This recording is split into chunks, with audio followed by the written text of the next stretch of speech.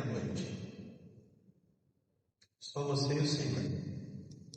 Qual é o real motivo de você estar aqui esta noite? O que te trouxe aqui? Qual é a tua verdadeira intenção de estar aqui? Algo para você responder só você, só seu coração e Deus. O que você veio buscar aqui? Será que você está no automático? Você se converteu e falaram para você que esse negócio, de ir ao culto é coisa de crente. Então você tem que vir ao culto, faz parte. Ouvir a palavra faz parte. Como você está aqui verdadeiramente? Eu queria falar essa noite de algo que eu considero muito profundo. Muitos conhecem a Deus. Muitas pessoas conhecem a Deus. Mas há um Deus que talvez faça parte, muitas vezes, do seu imaginário, daquilo que elas entendem ser Deus. Não realmente do Deus da palavra, da aliança, do compromisso, o que salva, o que cura. Muitas pessoas conhecem a Deus, mas poucas pessoas realmente querem se comprometer com Deus, ter uma vida de comprometimento com o Senhor. Muitas vezes, quando você fala para vir buscar a sua bênção, a questão de ser abençoado, às vezes o evangelho triunfalista da prosperidade, então você encontra muitas pessoas pelo caminho. Mas quando se trata às vezes de fazer a sua parte, a minha parte, muitas vezes a maioria dá no pé. Porque Deus, Ele quer filhos comprometidos. Eu estava me lembrando quando eu estava escrevendo esse sermão, principalmente no texto lá de Ezequiel 47. Se você se lembra desse texto, Ezequiel 47 vai trazer, estou parafraseando aqui, mas esse rio do Senhor, aonde as águas aí elas batiam nos pés. Então está falando do nível de comprometimento e de intimidade. E talvez depois, nos joelhos, na cintura, ele era um rio que só podia ser atravessado nadando. Então qual que é o seu nível de comprometimento com Deus e de intimidade com Deus?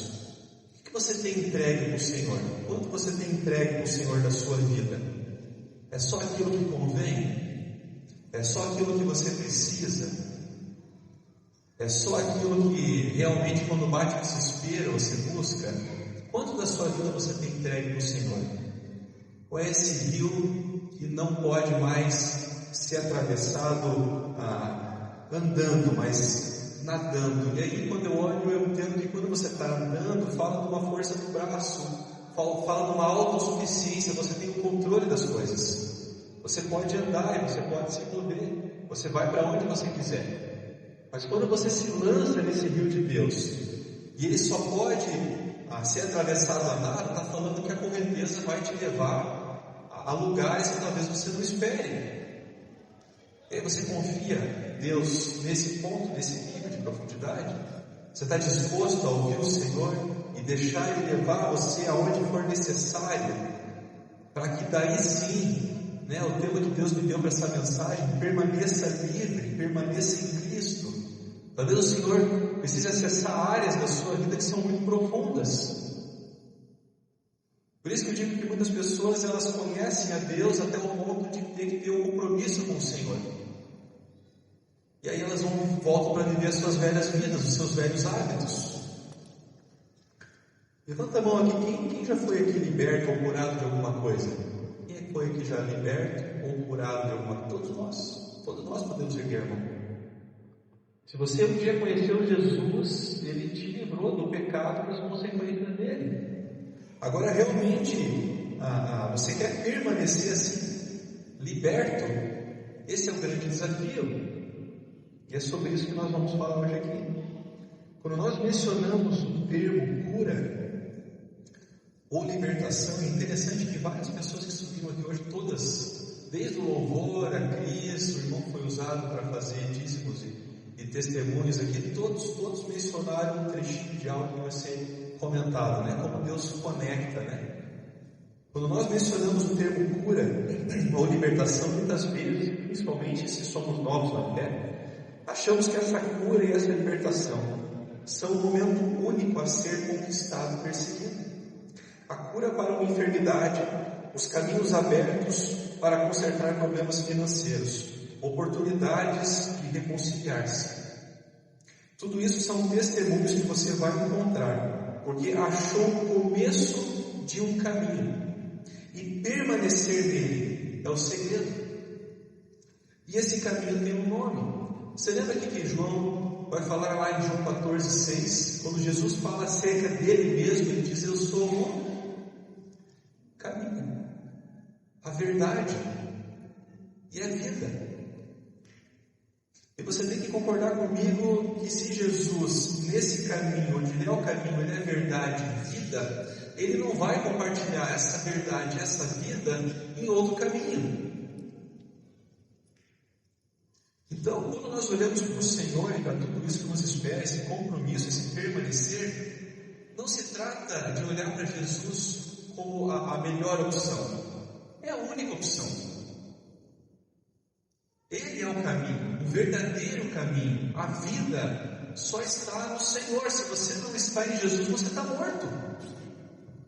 E talvez você não entenda essa questão de estar morto. Quando você olha para a palavra, você olha e fala assim: mas eu estou vivo.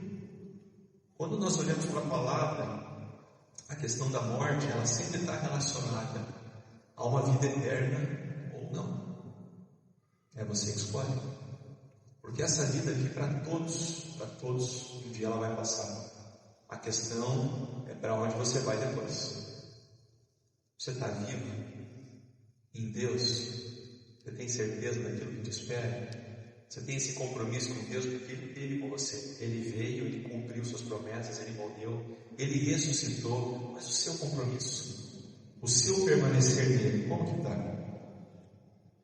Interessante que quando nós olhamos lá para Atos 9 e capítulo 24 também, Lucas menciona algumas vezes, chamando aqueles que seguiam Jesus de aqueles que são do caminho. Você já leu isso? Já olhou lá em Atos? Aqueles que são do caminho. Os do caminho foram amigos de Jesus que decidiram permanecer neles. Quando nós olhamos para os originais, caminho vem do grego odos, que tem mais que uma interpretação geográfica, um lugar, mas representa uma nova conduta. É um caminho que representa uma nova forma de pensar, uma nova forma de sentir e de decidir. Esse é o novo caminho, esse é o verdadeiro caminho.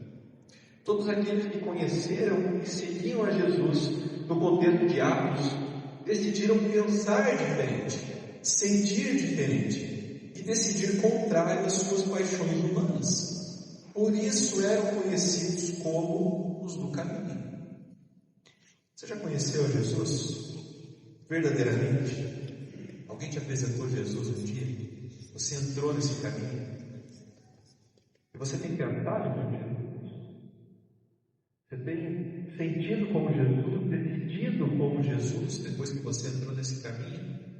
Ou é você? É você que decide? É na sua carne? É no seu saber? É na força do seu braço? Será que poderíamos ser chamados, você poderia ser chamado os do caminho? Porque você permanece em Jesus?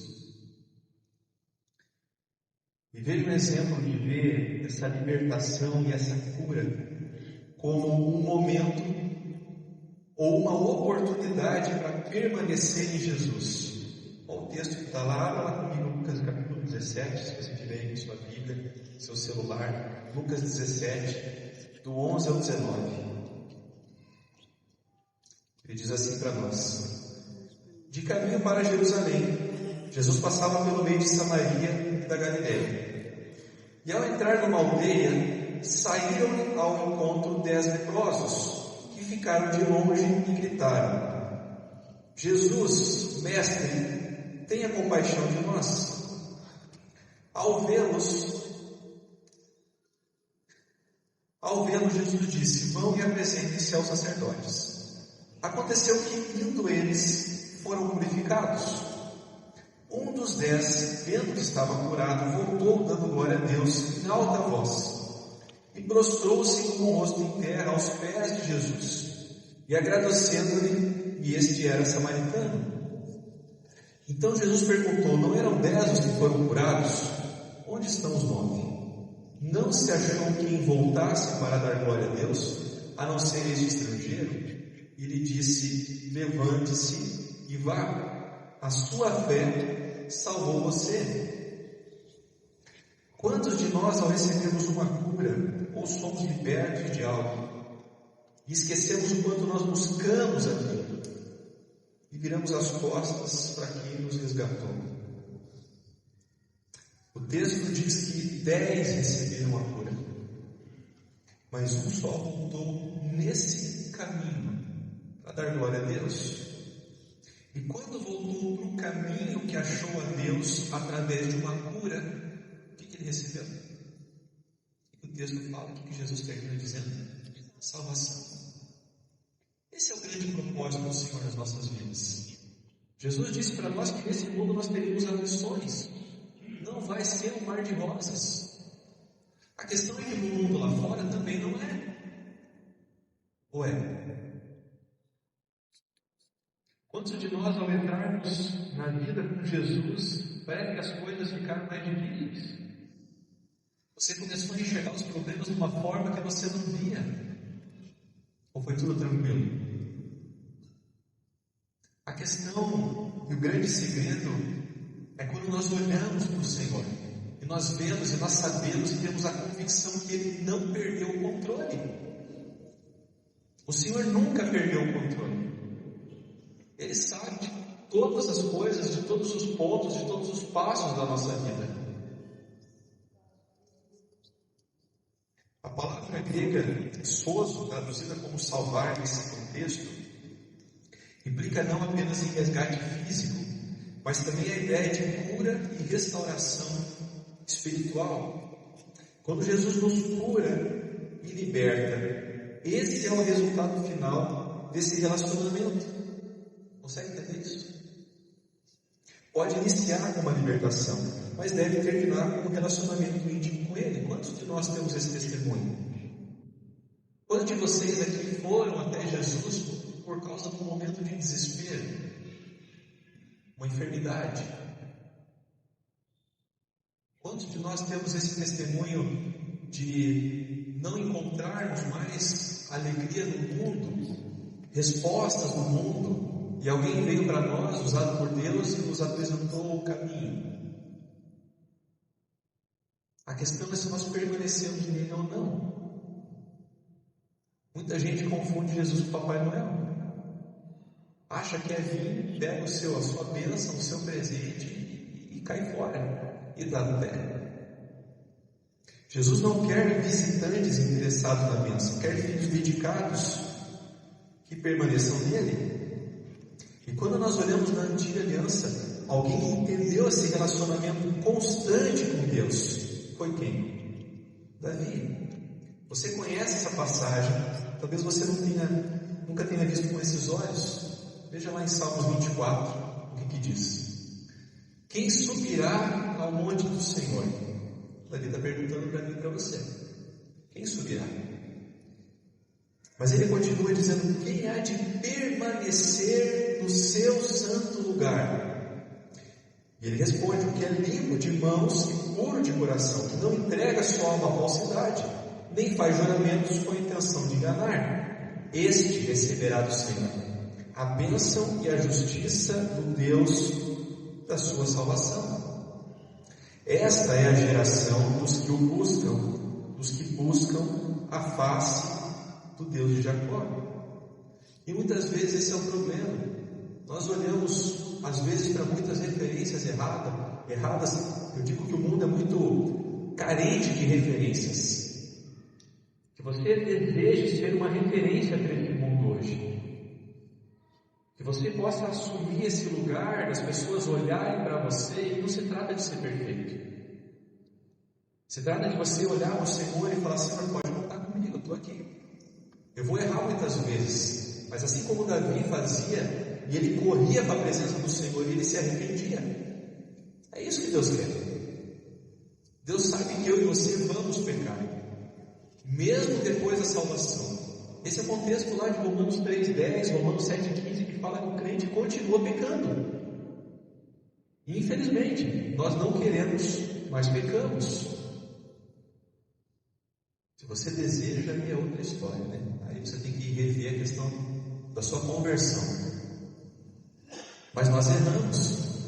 E a questão é quanto nós nos arrependemos. E o mundo é carente de pessoas que têm essa referência, que querem assumir esse compromisso, de dizer, olha, pode olhar para mim.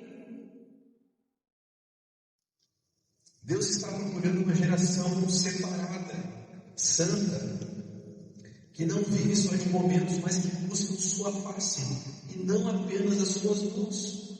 Conhece gente assim? Só busca a mão de Deus, só conhece a mão de Deus. Nunca ergueu seu rosto para olhar para a face de Deus, não conhece o rosto de Deus. Você já conversou com Deus em algum momento no secreto e sentiu Deus triste? O que aconteceu com isso? Você já chorou junto com Deus?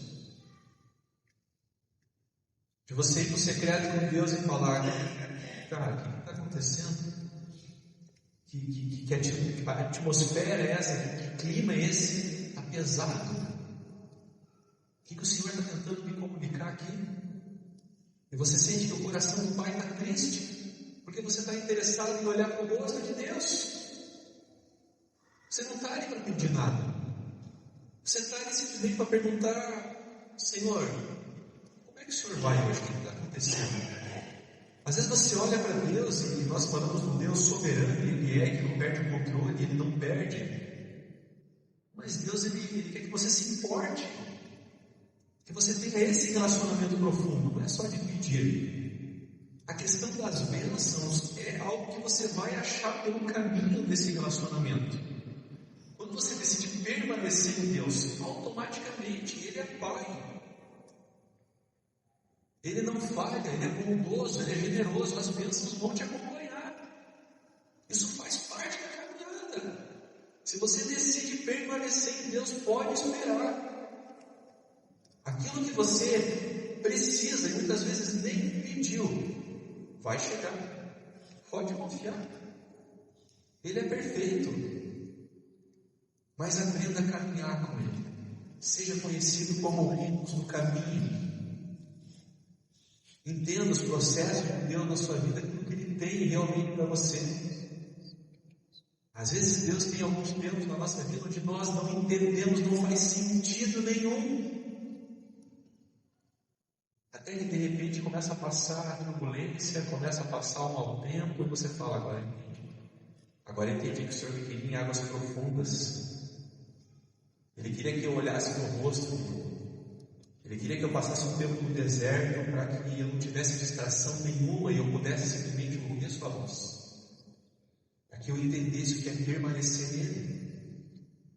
Davi pergunta, quem subirá? Mas continua dizendo, quem permanecerá?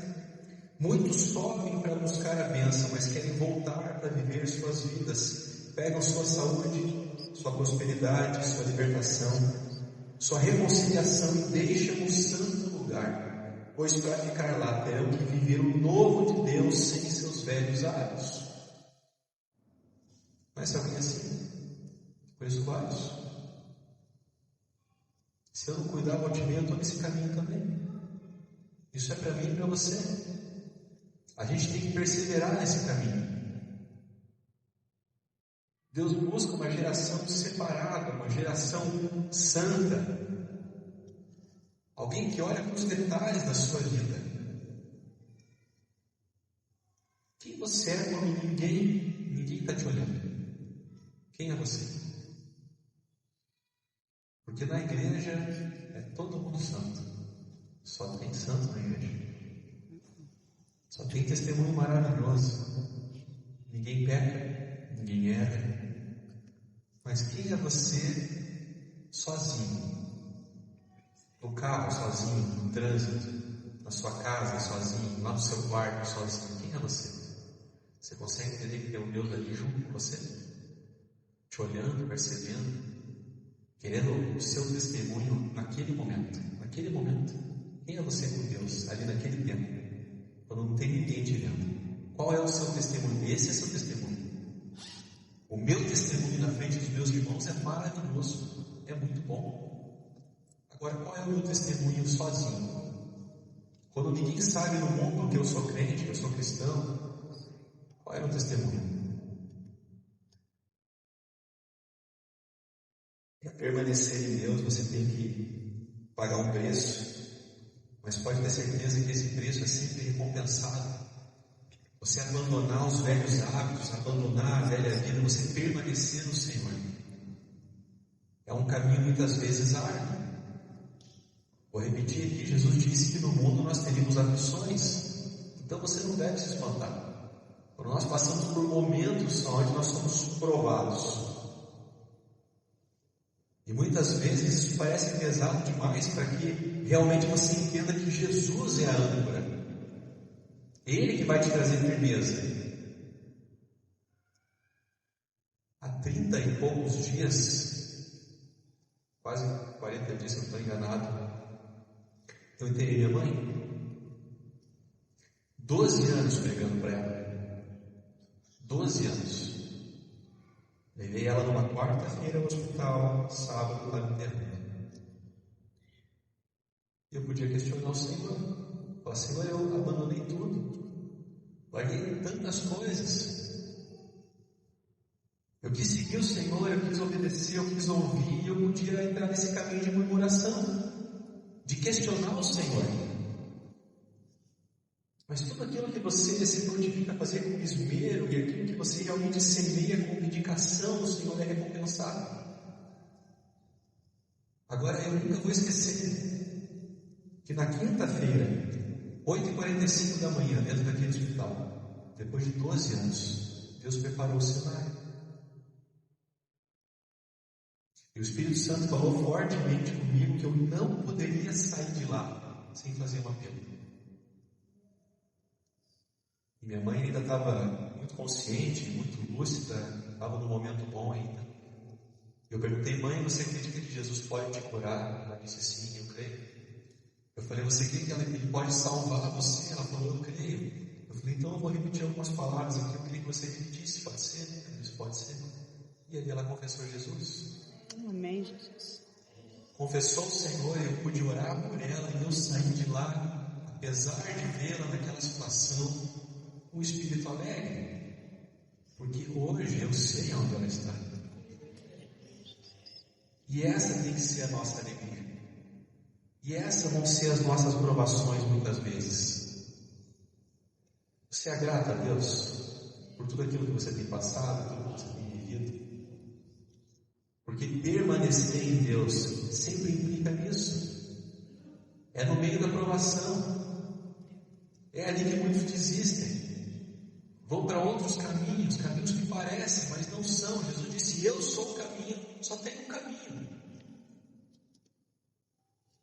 E quando nós olhamos para pessoas que permaneceram no caminho de Deus, eu e você conhecemos um homem que passou imensas dificuldades.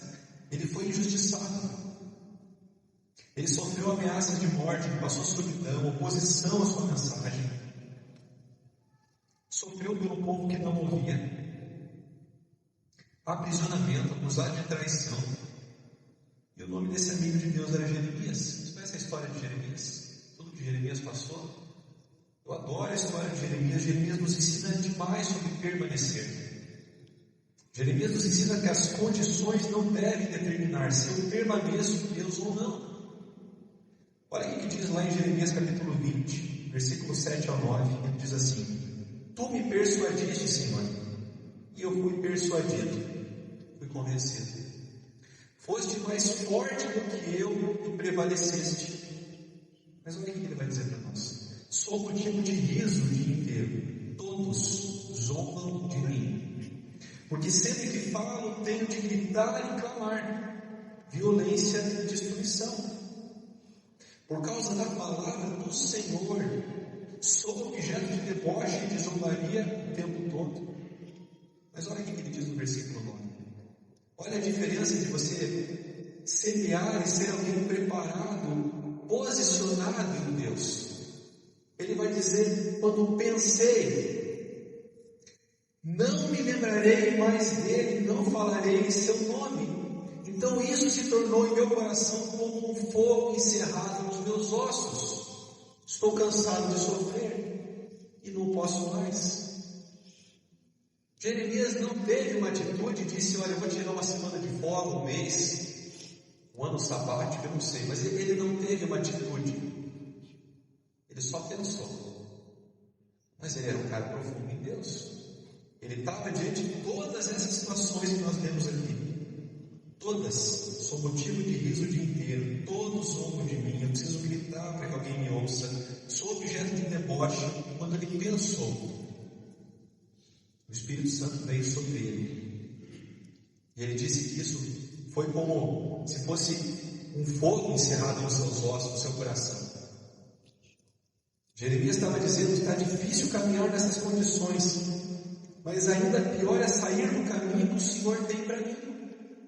Porque esse é o único caminho. Esse é o verdadeiro caminho. Deus não quer apenas que você permaneça nele para ser livre, mas que você faça o mesmo investindo na vida de pessoas.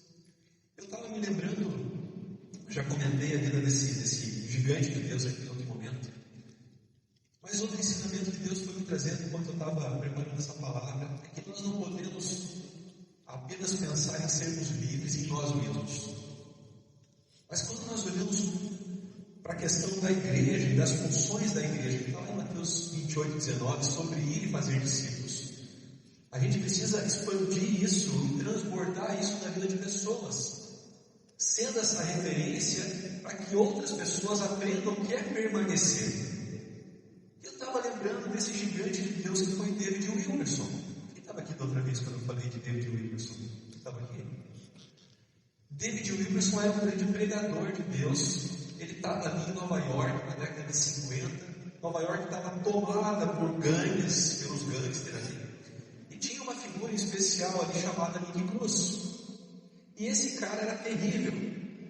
Os policiais tinham medo dele. Tinham centenas de pessoas que o seguiam. Mas David Wilkerson, determinado, cheio de Deus, resolve ir até os becos procurar Nick Cruz. E quando ele chega lá para falar com Nick Cruz, adivinha o que aconteceu? Ele apanhou. E ele estava lá estendido no chão. Mas aquele homem de Deus, determinado a permanecer, a não desistir, a continuar no caminho, ele olha para Nick e diz assim: olha, aqui no seu lugar, cheio dos seus comparsas, você pode ser muito valente. Mas você não tem coragem de ir hoje à noite ir lá na minha igreja assistir um culto. Eu acho que você não tem essa coragem. E adivinha o que aconteceu? Nick não podia ser chamado de covarde, não ia passar isso. Mas era um cara estratégico, era um cara intencional, era um cara que decidiu permanecer. E Nick foi naquela noite. E David Wilkerson preparou uma mensagem de todo o coração, encharcado da unção de Deus. E adivinha o que aconteceu? Quando foi feito o apelo, Nick foi o primeiro que veio à frente e aceitou Jesus. Agora, quantos homens Nick Cruz comandava? Ele volta para os becos, e ele era um homem muito temido. Ele era jovem ainda, mas ele era muito temido.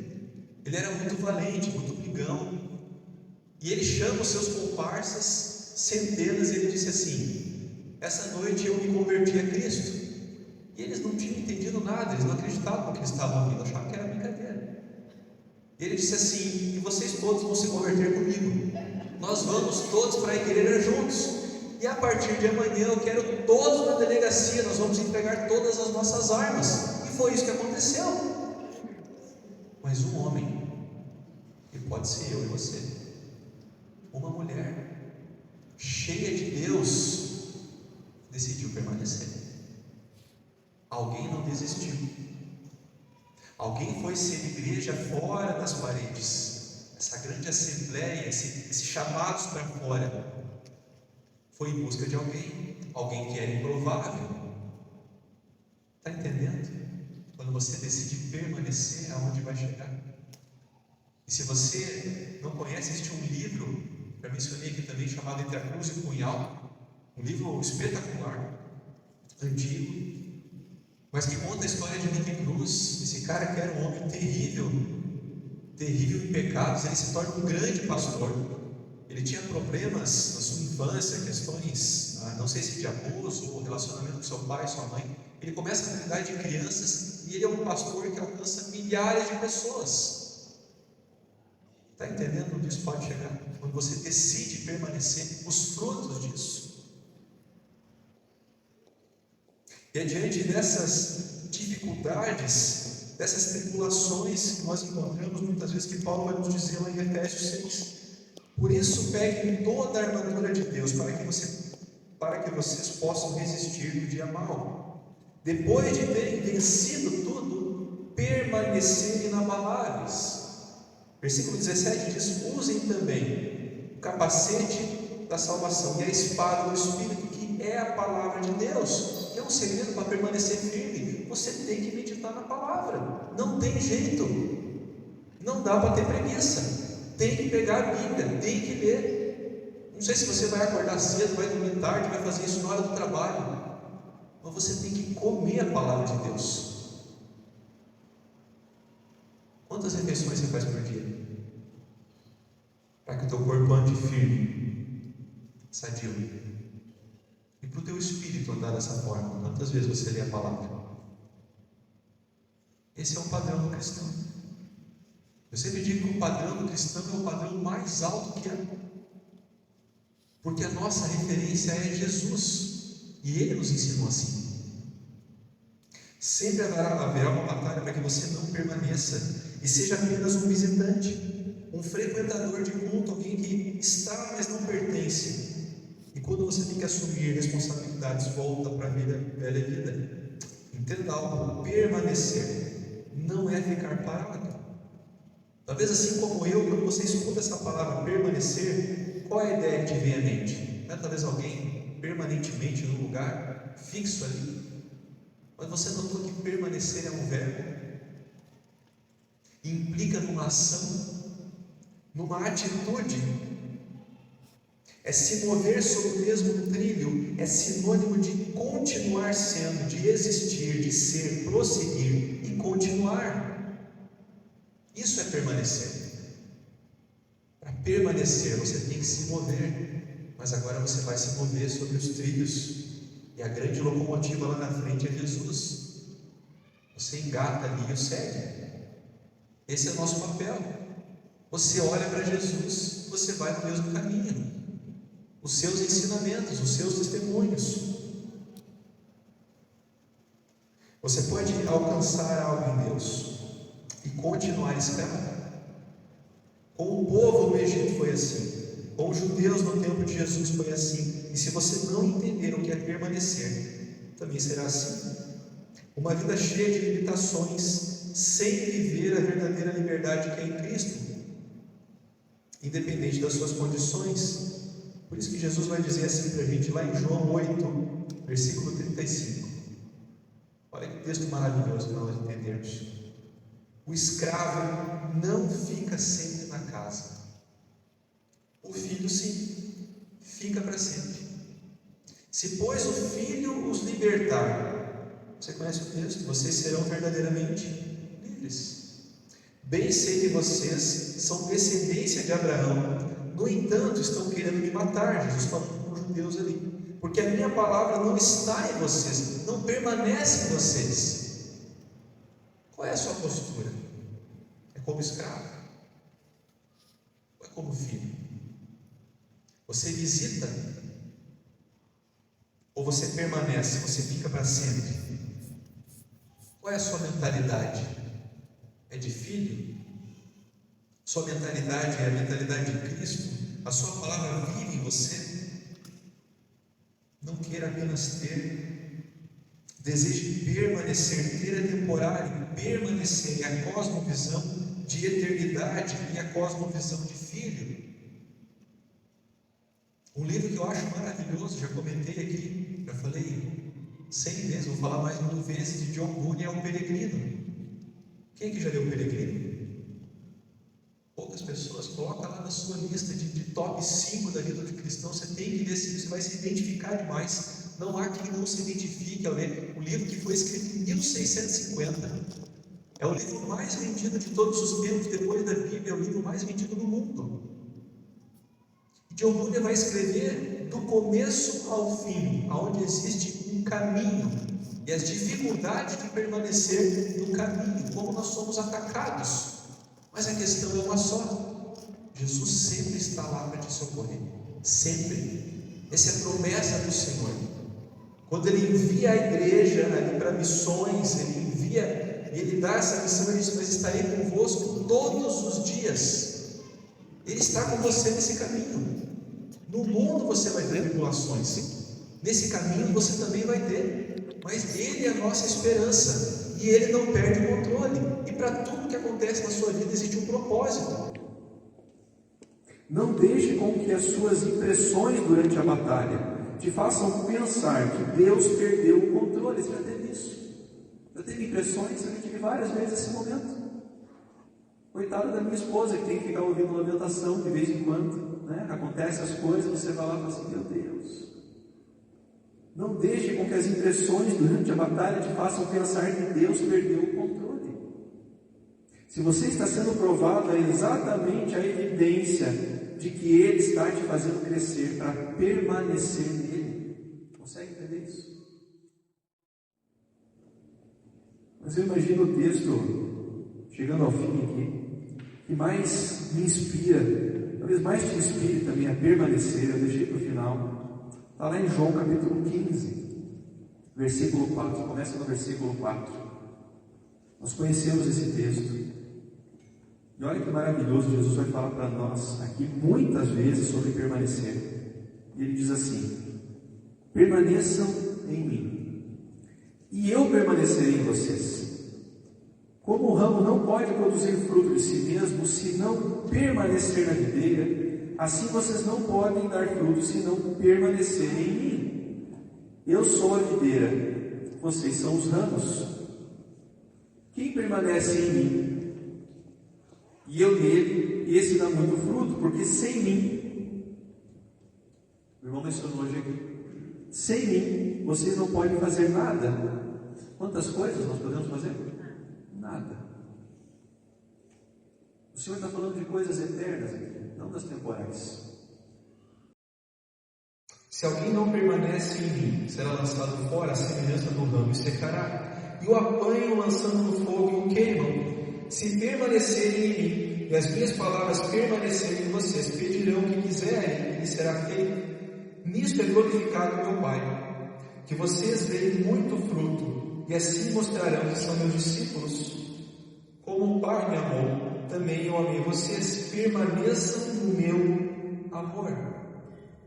Se vocês guardarem os meus mandamentos, permanecerão no meu amor, assim como também tenho guardado os mandamentos do meu Pai, e no seu amor permaneço. Quantas vezes nós lemos aqui sobre permanecer? Eu acho que Deus tem alguma coisa importante para falar comigo e com você sobre isso. Eu entendo que isso é extremamente relevante quando eu olho para esse texto. São 11 vezes aqui Jesus falando sobre nós permanecermos, porque muitos entram nesse caminho. Mas aí vem as tempestades. Eu lembro muito sobre Jesus ministrando ali nos nossos corações da casa firmada em cima da rocha. E eu digo sempre que se a sua casa não está em cima da rocha, quando vem a tempestade, não dá mais tempo de colocar em cima da rocha. Vai ser complicado mesmo. É difícil tirar ela de cima da areia ali em 1 minuto e colocar em cima da rocha. É uma construção. Eu sempre digo, um dia você coloca as madeiras, e outro dia você coloca as janelas, e você vai construindo esse relacionamento com o Senhor. Mas você permanece ali, você não sai mais dali. E a palavra fala quando vier a tempestade, não fala se, não é uma condição.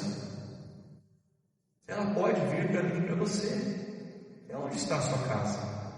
Ela permanece em cima da rocha, permanece em Cristo.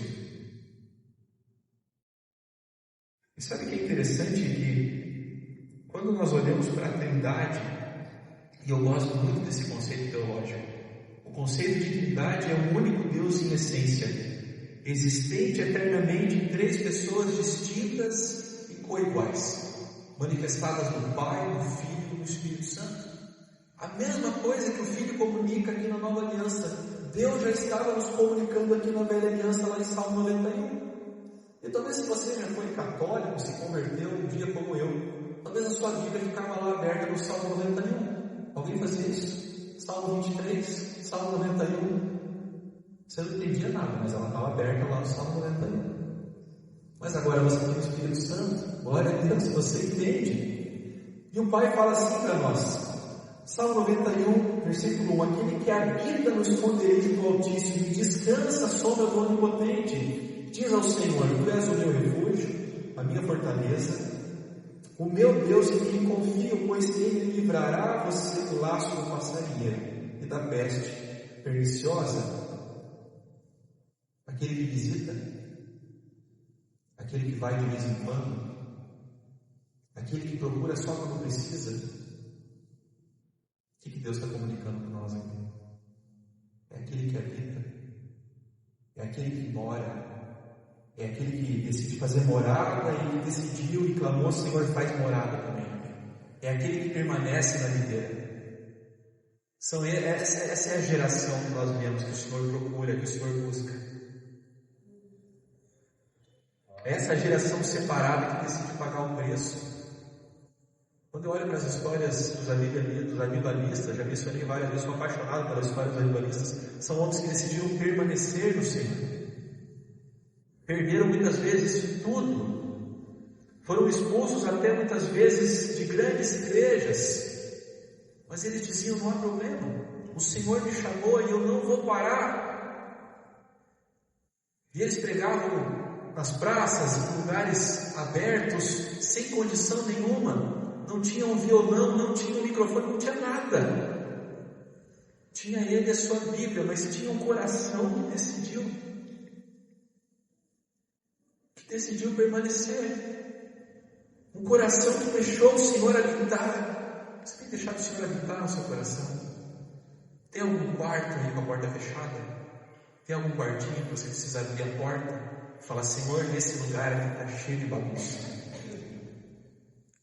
Tem muita memória aqui, tem muita tralha aqui. Talvez hoje seja o dia que você vai abrir a portinha desse quarto aí, vai falar, Senhor, entra aqui. Vamos tirar tudo para fora. Eu quero que o Senhor habite e reine na minha vida por completo. Toda ela. Sem separação. Porque eu quero permanecer no Senhor. Eu não quero que haja condenação nenhuma. Consegue entender essa mentalidade? Permaneça livre, mas permaneça em Cristo. Esse é o único caminho que há, não há outro. Essa não é a melhor opção, é a única opção. Se estão dizendo por aí que tem outra, é mentira.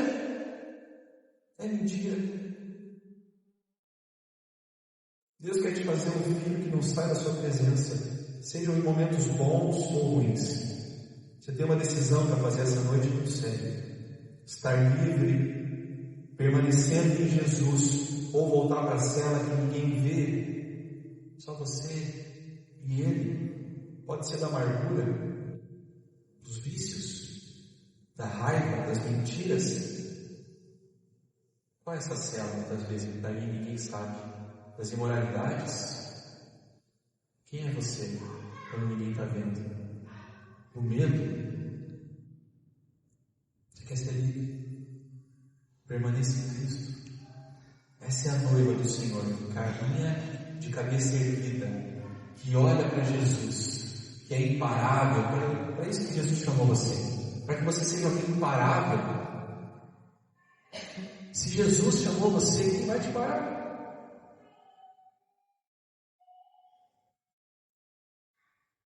Lá em Hebreus capítulo 12, prometo para você que é o último versículo, ou não. Portanto, também nós, uma vez que estamos rodeados por tão grande nuvem de testemunhas, livremos-nos de tudo que nos atrapalha. Não de algumas coisas, de tudo. E do pecado que nos envolve, e corramos com perseverança a corrida que nos está proposta. Essa corrida é para todos nós. Essa corrida, Deus não se importa. Deus não se importa se você vai chegar primeiro, segundo, se você vai chegar em 10º. Ele não está se importando. Não se trata do lugar. A questão é você estar na corrida. Você está disposto a correr aquilo que Jesus te chamou para correr, para fazer? Eu uso sempre esse exemplo. Meu pai na fé falava assim, eu gosto muito desse exemplo. Muitas pessoas andam ali com as galochas e estão nesse caminho cheio de lama e andando lentamente, sabe que a coisa não anda, não vai. Se livre disso. Se livre de tudo que te atrapalha. Corramos, o Senhor está falando. É para você colocar a sapatilha de corrida, entra na pista e vai.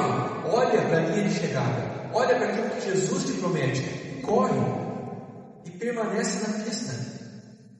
É aí que você vai ser feliz. Aí está a alegria. Sabe onde está a tua alegria? No Senhor. A sua alegria está em servir. Eu sempre digo que quando você está servindo e você vai orar por alguém, você procura no secreto forças, você vai orar e você entra nesse lugar no secreto com Deus. Não tem como você estar orando por alguém, servindo alguém e não respirar em você. Não dá. Deus é generoso demais. Vai cair sobre a sua cabeça também. Você ora por pessoas, você intercede, você está fazendo isso por você também, porque você está na presença daquele que é bondoso, generoso. Glória a Deus por isso. Feche os teus olhos, inclina a tua cabeça. Queria trazer alguns desafios aqui. O primeiro deles, talvez, eu não sei se há alguém entre nós está nos visitando, você talvez não tenha entregue a sua vida a Jesus. Você esteja aqui, não é coincidência, esse foi o dia que o Senhor marcou para você. Esse é o dia mais importante da sua vida, é o dia que pode trazer toda a diferença.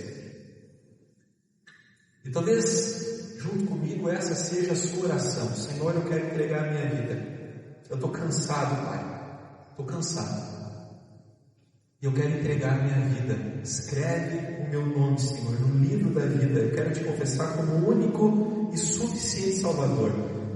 Enquanto a igreja está de olhos fechados, intercedendo pela sua vida, se você fez essa oração junto comigo, pega a sua mão no seu lugar. Se você está entregando a sua vida para Jesus, se você está confessando Jesus, não deixa passar esse momento, essa oportunidade.